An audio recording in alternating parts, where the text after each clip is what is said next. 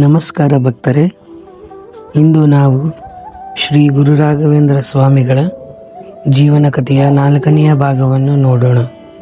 ಈ ಭಾಗದಲ್ಲಿ ವೆಂಕಟನಾಥ ಮತ್ತು ಅವರ ಗುರುರಾದ ಶ್ರೀ ಸುಧೀಂದ್ರ ತೀರ್ಥರ ದಿವ್ಯ ಸಂಗಮದ ಕಥೆಯನ್ನು ತಿಳಿದುಕೊಳ್ಳುತ್ತೇವೆ. ಇದೇ ಅವರ ಜೀವನದಲ್ಲಿ ದೊಡ್ಡ ತಿರುವು ತಂದ ಕ್ಷಣ. ಇಲ್ಲಿಂದಲೇ ಅವನು ಗೃಹಸ್ಥನಿಂದ ಮಹಾನ್ ಸಂತನಾಗುವ ದಾರಿಯತ್ತ ನಡೆಯತೊಡಗಿದ. ಒಂದು ದಿನ ವೆಂಕಟನಾಥನು ಶ್ರೀ ಸುಧೀಂದ್ರ ತೀರ್ಥರ ದರ್ಶನಕ್ಕೆ ಬಂದನು. ಅವನ ಶಾಂತ ಮುಖ, ವಿನಯ ಮತ್ತು ಜ್ಞಾನವನ್ನು ನೋಡಿ ಗುರು ಅವರಿಗೆ ವಿಶೇಷ ಗಮನ ಹರಿಸಿದರು. ಇದು ಸಾಮಾನ್ಯ ಭೇಟಿಯಲ್ಲ, ದೈವಿಕ ಸಂಯೋಗವಾಗಿತ್ತು. ಅವರಿಬ್ಬರ ನಡುವೆ ಆಧ್ಯಾತ್ಮಿಕ ಬಂಧನ ಮತ್ತು ಹುಟ್ಟಿಕೊಂಡಿತು.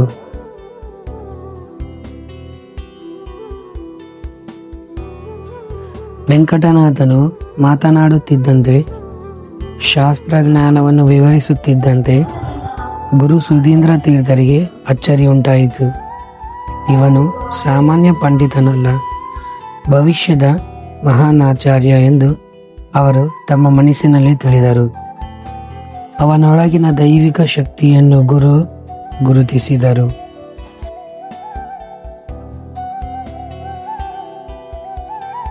ಗುರು ವೆಂಕಟನಾಥನನ್ನು ತಮ್ಮ ಶಿಷ್ಯರಾಗಿ ಸ್ವೀಕರಿಸಿದರು. ಇದು ಅವನ ಜೀವನದ ಅತ್ಯಂತ ಮಹತ್ವವಾದ ಕ್ಷಣವಾಗಿತ್ತು.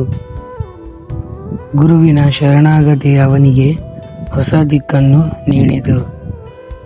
ಗುರುವಿನ ಸೇವೆ ಎಂದರೆ ದೇವರ ಸೇವೆ ಎಂದು ವೆಂಕಟನಾಥನು ನಂಬಿದ್ದ ಹಾಗೂ ಅದನ್ನೇ ಪಾಲಿಸುತ್ತಿದ್ದ. ವೆಂಕಟನಾಥನು ಗುರುಗಳ ಬಳಿ ವೇದಾಂತ, ದ್ವೈತ ತತ್ವ, ಉಪನಿಷತ್ತುಗಳನ್ನು ಗಂಭೀರವಾಗಿ ಅಧ್ಯಯನ ಮಾಡತೊಡಗಿದ. ಅವನ ಜ್ಞಾನ ಇನ್ನಷ್ಟು ಆಳವಾಯಿತು. ಗುರುಗಳ ಮಾರ್ಗದರ್ಶನದಲ್ಲಿ ಅವನ ಆತ್ಮ ಇನ್ನಷ್ಟು ಶುದ್ಧವಾಯಿತು. ಇದು ಅವನ ಆಧ್ಯಾತ್ಮಿಕ ವಿಕಾಸದ ಆರಂಭವಾಗಿತ್ತು.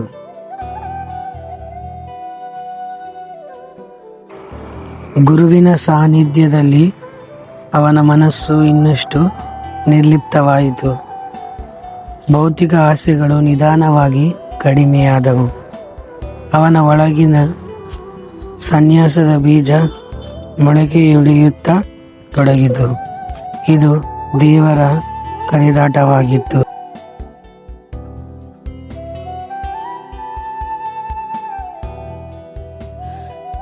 ವೆಂಕಟನಾಥನು ಗೃಹಸ್ಥ ಜೀವನದಲ್ಲಿದ್ದರೂ ಅವನ ಮನಸ್ಸು ಜಗತ್ತಿಗೆ ಅಂಟಿರಲಿಲ್ಲ.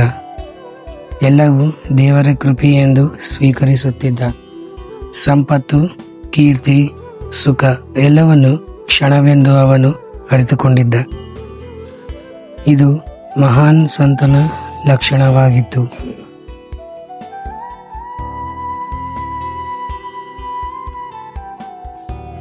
ಗುರು ಸುಧೀಂದ್ರ ತೀರ್ಥರು ಅವನಿಗೆ ಸನ್ಯಾಸದ ಮಾರ್ಗದ ಬಗ್ಗೆ ಸೂಕ್ಷ್ಮವಾಗಿ ಸೂಚನೆ ನೀಡತೊಡಗಿದರು. ಇನ್ನೂ ಸಮಯ ಬಂದಿಲ್ಲ, ಆದರೆ ದಾರಿ ತೋರಿಸಲಾಯಿತು. ಅವನ ಜೀವನದ ಮುಂದಿನ ಅಧ್ಯಾಯಕ್ಕೆ ಇದು ತಯಾರಿಯ ಹಂತವಾಗಿತ್ತು ಎಂದು ಗುರುಗಳು ತಿಳಿಸಿದರು.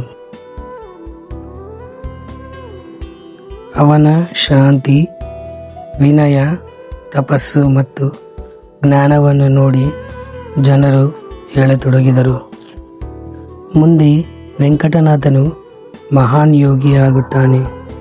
ಅವನ ಜೀವನವೇ ಅದಕ್ಕೆ ಸಾಕ್ಷಿಯಾಗಿತ್ತು. ಜನರ ಮಾತಿನಲ್ಲಿ ವೆಂಕಟನಾಥನ ಬಗ್ಗೆ ಒಳ್ಳೆಯ ಅಭಿಪ್ರಾಯವಿತ್ತು.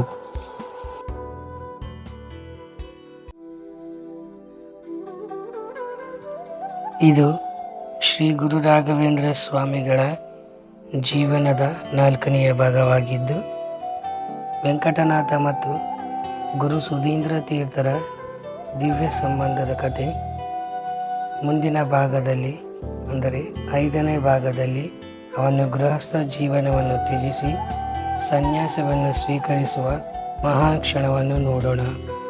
ಧನ್ಯವಾದಗಳು ಸ್ನೇಹಿತರೆ.